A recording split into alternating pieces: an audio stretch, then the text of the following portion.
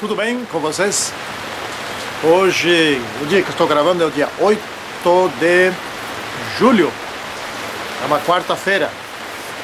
Sábado eu estava tão carregado de atividades na igreja, não deu tempo para gravar.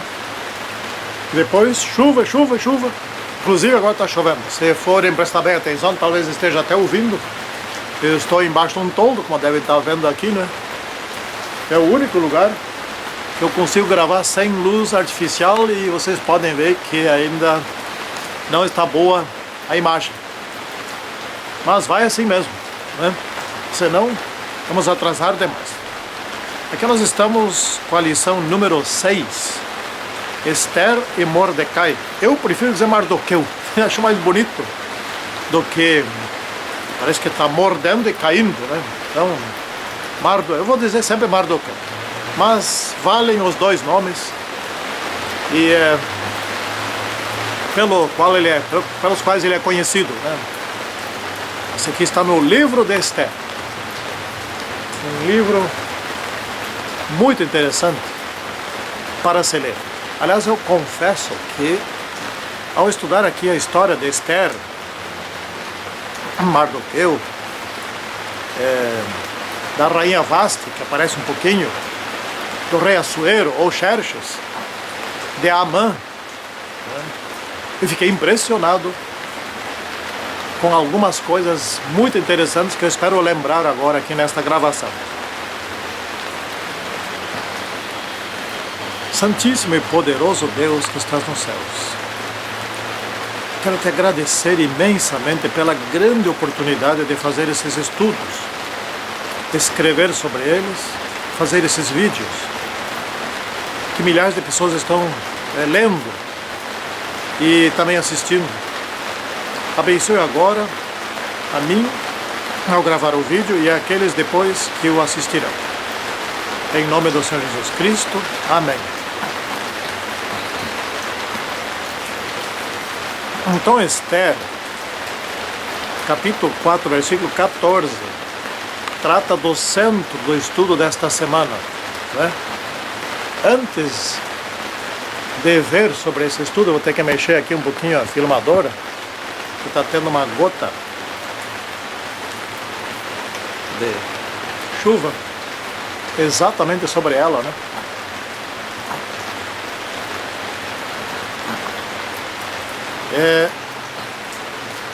Vou fazer um breve relato para podermos entender este verso.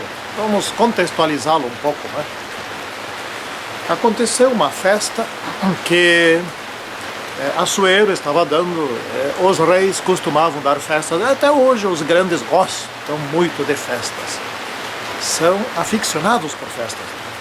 Quem tem poder gosta de festa, gosta de convidar bastante gente, etc., demonstrar o seu poder, enfim. E essa era uma festa de 7 dias, 5 mais 7. E quando eles já estavam bem bêbados, naqueles tempos se tomava vinho, outra bebida alcoólica, quanto eu saiba, não existia, né? Hoje está pingando aqui na minha filmadora, vou ter que mexer mais um pouquinho. Bom, você está mais para trás um pouco. E aí o rei resolveu mostrar a sua esposa e pediu que ela viesse e dançasse para os seus grandes. Aquela festa era para homens, estavam lá homens. E aqueles homens, principalmente os grandes, eles gostam de ver mulheres bonitas se exibindo, né? E evidentemente Vasti devia ser uma mulher muito bonita. E tem homens que gostam de mostrar suas mulheres bonitas. Como escrevi no comentário, isso até hoje é assim, sempre foi assim, né? Eu fico até olhando às vezes, observando e percebendo como é que homens da igreja gostam que os outros vejam suas mulheres mal vestidas dentro da igreja. E fora também, nos sites de relacionamento, etc.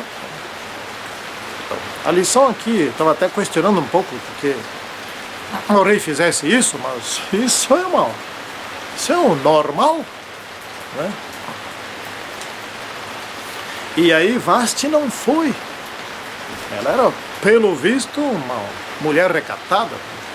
Bom, de qualquer forma, ela se recusou a uma ordem absurda por parte do seu marido para exibir sua esposa a homens bêbados.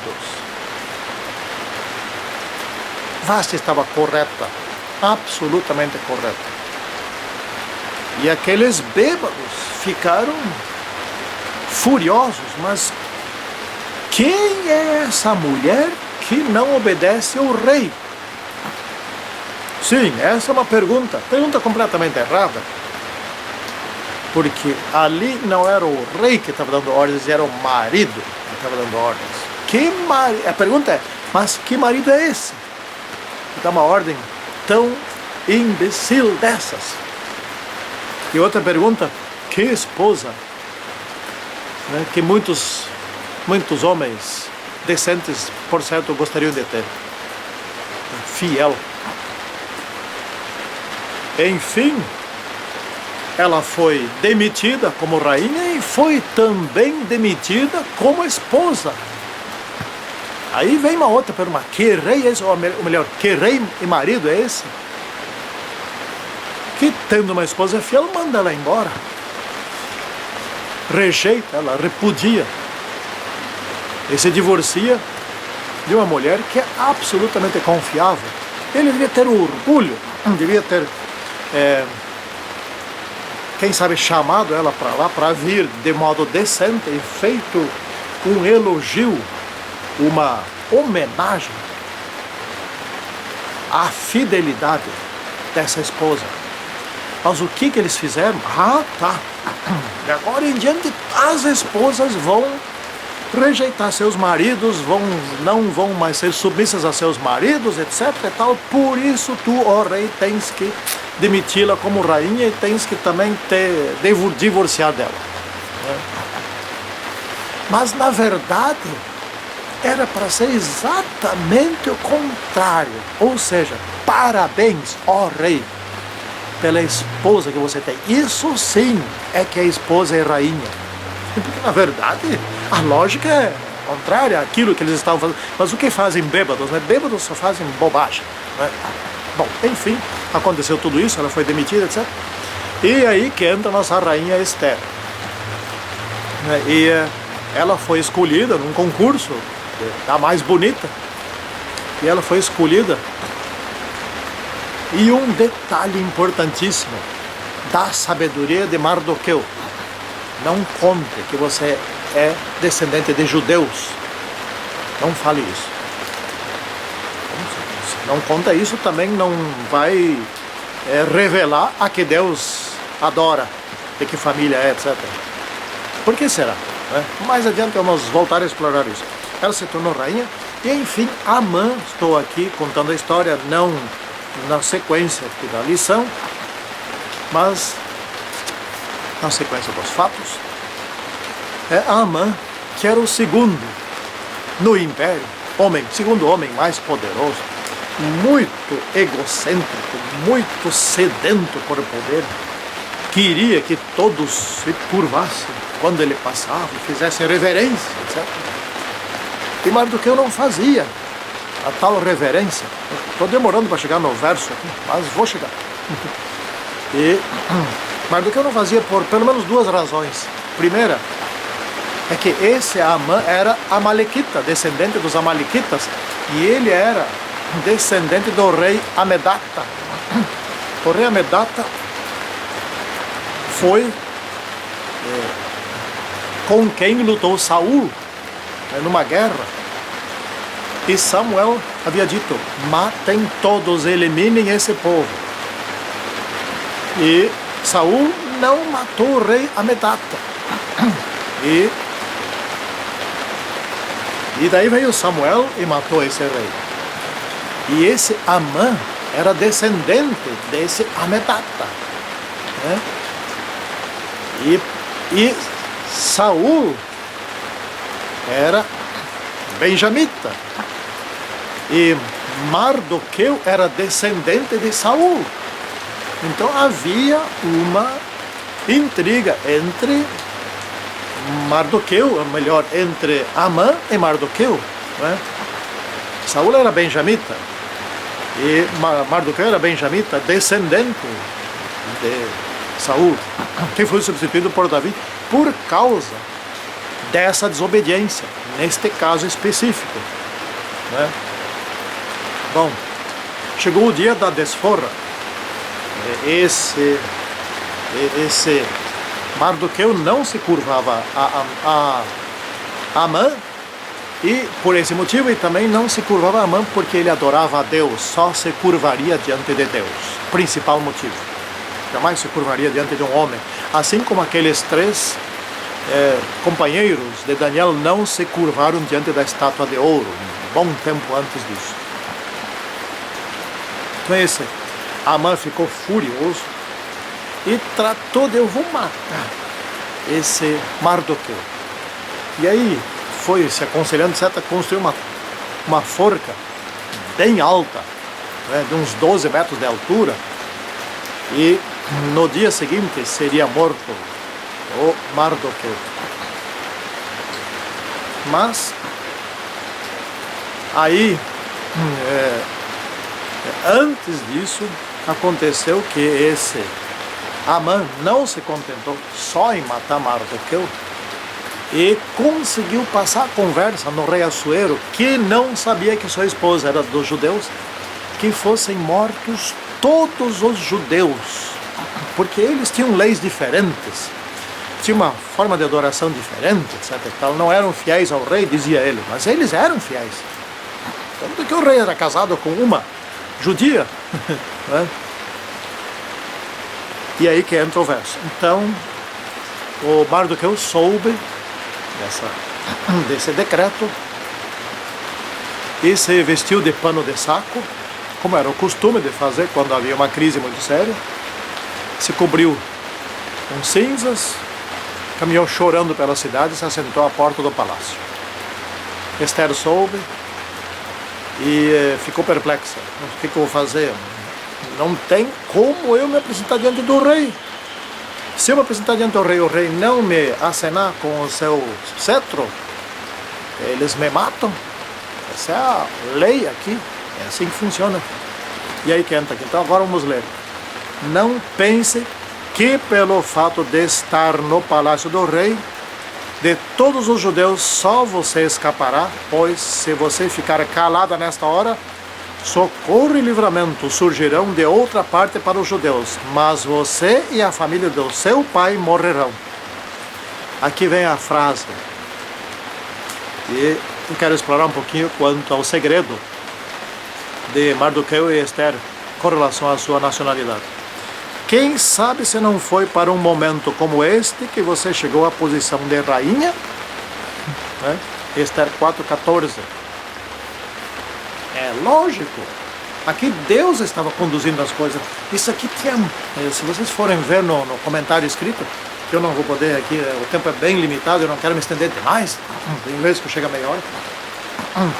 Se Esther tivesse dito ao rei, eu sou judia, etc., eu estou quase convencido de que ele não casaria com ela. Porque era costume, sempre foi costume dos reis casar com gente nobre, não com gente submissa, com gente vencida por exército, com gente que estavam fora da pátria, gente que não, cujo povo não tinha capital, que não tinha nacional, que não tinha país, não tinha soberania. E, curiosamente, nem o rei, nem ninguém do palácio perguntou para ela: bom, você é de qual nacionalidade ou de que família? Ninguém perguntou. São muitas coincidências, né? E bem quando Amã estava se achando o máximo, querendo eliminar o povo de Deus, a rainha revelou quem ela era. Isso durante a segunda festa, nem na primeira festa ela revelou isso, né? Pois bem, Aí então a rainha foi lá, se apresentou para o rei. E o rei, vendo a rainha entrar, a recebeu. E ainda disse o seguinte: o que você quer? Até a metade do reino se te dará. Mas ela não pediu tanto. Ela pediu que o rei viesse à noite, ele com Amã, para uma festa que ela iria dar. Então já estavam preparando essa festa, etc. E à noite ela veio à festa, etc. E daí o rei disse: mas o que você quer? E ela disse: que vocês venham, vocês dois venham amanhã, na outra festa que eu quero dar amanhã à noite. E a mãe já estava se achando demais. Mas de todos, só o rei e eu estamos sendo convidados pela rainha. Portanto, eu sou o tal. Eu sou mesmo o tal. E ele se bombou. Ele cresceu o seu orgulho, ficou muito vaidoso. Nesse meio tempo já construiu uma forca, etc. E no dia seguinte ele iria enforcar. E tanto que ele levantou bem cedo no dia seguinte para ir lá falar com o rei a respeito de enforcar Mardoqueu, que era judeu, etc. Coisa e tal, que ele tinha raiva desses judeus. Porque o decreto de morte judeu já tinha sido dado, já estava divulgado. Aliás, era por isso que Mardoqueu estava ali lamentando, né? E ao ele ir falar com o rei falou primeiro. O rei não conseguiu dormir. O rei estava sem sono e foi ler o livro das memórias, dos grandes feitos. E ali ele leu que Mardoqueu, um funcionário do palácio, que trabalhava lá no palácio, havia descoberto uns dias antes, aí, uns pouco tempo antes, uma traição de duas pessoas e havia revelado isso ao rei. Isso foi investigado, era verdadeiro. E essas pessoas não conseguiram, portanto, o seu intento de matar o rei, e essas pessoas foram mortas. Daí o rei leu aquilo ali e perguntou, que não tem nada escrito sobre o que foi feito para esses dois, de homenagem. Aí disseram para eles: não foi feita homenagem nenhuma mesmo aí para eles. Ah, não. Daí ele pensou: puxa, mas agora já passou tanto tempo, vamos ter que fazer uma homenagem muito especial para ele. Ele é fiel, ele me salvou a vida. E não se fez nenhuma homenagem, ninguém lembrou disso. Providencial. E quando ele estava pensando isso, quem entra no salão onde ele estava? Amã. Disse: Amã, vem cá um pouquinho. O que se há de fazer como grande homenagem a quem o rei quer homenagear? E Amã: quem mais podia ser senão eu? Ontem de noite eu fui convidado para a festa, para hoje de noite já fui convidado de novo. Isso é óbvio que sou eu. Aí Amã exagerou também. E disse: olha, vamos fazer. Rei, eu tenho uma ideia. Só pode ser eu. Tem uma ideia. Faz o seguinte: se vista esse homem com a melhor veste do rei, se coloque sobre a sua cabeça a coroa do rei, ele que vá montado em cima do cavalo do rei, o melhor cavalo que o rei usa, né? E que um grande poderoso do reino vá à frente e vai dizendo: é assim que se faz aquele que o rei quer homenagear. E daí o rei disse: gostei da ideia, vai tu, providencia tudo isso, vista Mardoqueu, assim como você falou, e você vai guiando o cavalo, e vai anunciando.